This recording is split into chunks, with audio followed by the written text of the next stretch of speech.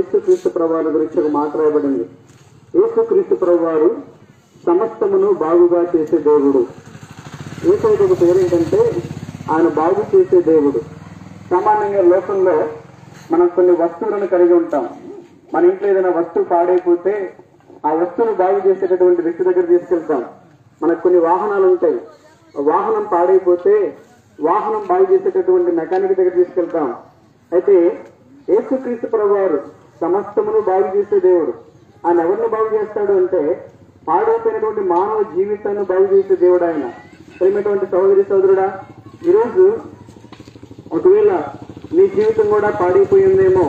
సామాన్యంగా కొన్నిసార్లు మన మధ్యగా కొంతమంది వస్తారు, పాత వస్తువులు కొంటామని వస్తూ ఉంటారు. ఎందుకు వాళ్ళకి ఎందుకు ఆ పాత వస్తువులు అంటే మనకి పనికిరాని పాడైపోయిన మూల ఉన్నటువంటి ఆ పాత వస్తువులు వాళ్ళు ఎందుకు కొనుక్కుంటారు అంటే వాళ్ళు తక్కువ రేటుకు వాటిని కొనుక్కొని వాటికి ఇంకొక రూపాన్ని ఇచ్చి విలువైన వస్తువులుగా మారుస్తారు. అలాగే యేసుక్రీస్తు ప్రభువారు ఈ భూలోకానికి ఆయన దేవాతి దేవుడయ్యండి, నిజమైనటువంటి దేవుడయ్యండి, మానవుడిగా ఈ లోకానికి ఎందుకు వచ్చాడు అంటే ఆయన పాడైపోయినటువంటి మానవ జీవితాన్ని బాగు చేయడానికి లోకానికి వచ్చాడు. సామాన్యంగా మానవ జీవితం పాడైపోవడానికి గల కారణం ఏంటి? మానవ జీవితాన్ని బాగు చేయాల్సినటువంటి ఆవశ్యకత ఏంటి?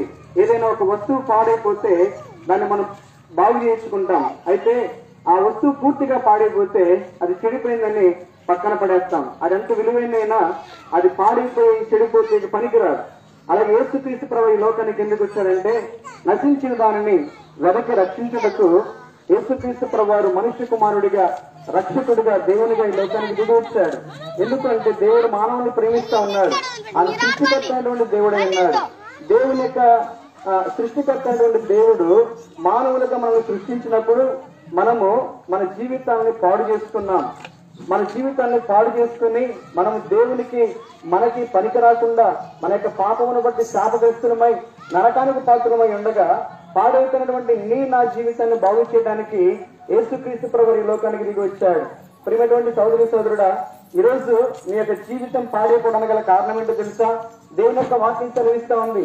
ఈరోజు నీ జీవితం పాడైపోవడానికి, నీ కుటుంబం పాడైపోవడానికి, నీ దేహం పాడైపోవడానికి, నువ్వు వ్యాధిగ్రస్తుడిగా మారిపోవడానికి, నీ కుటుంబంలో శాంతి, సమాధానం, నెమ్మది లేకపోవడానికి, నీ జీవితం శాపగ్రస్తంగా మారిపోవడానికి గల కారణం ఏంటంటే నువ్వు చేస్తున్నటువంటి పాపమే. ఒక మనిషికి అనారోగ్యం వస్తే ఆ అనారోగ్యాన్ని బాగు చేయించుకోవడానికి వైద్యుడి దగ్గరికి వెళ్తాడు.